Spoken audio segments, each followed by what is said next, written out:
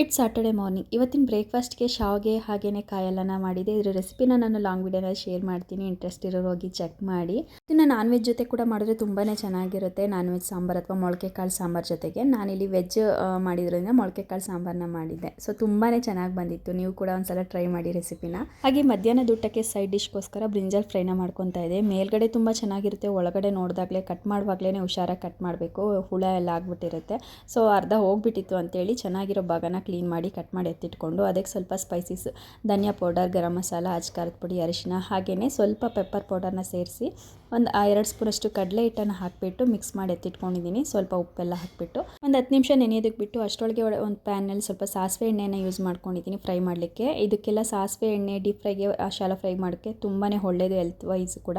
ಇದಕ್ಕೆ ಸ್ವಲ್ಪ ರವೆನ ಕೋಟಿಂಗ್ ಮಾಡಿ ಫ್ರೈನ ಮಾಡಿದ್ದೀನಿ, ಶಾಲೋ ಫ್ರೈನ. ಮಕ್ಳಿಗಂತೂ ತುಂಬಾ ಇಷ್ಟ ಆಗುತ್ತೆ. ಹಾಗೆ ಮಾಡಿದ್ರೆ ಅಂತ ಖಂಡಿತ ತಿನ್ನಲ್ಲ, ಈ ರೀತಿ ಮಾಡಿಕೊಟ್ರೆ ಇಷ್ಟಪಟ್ಟು ತಿಂತಾರೆ.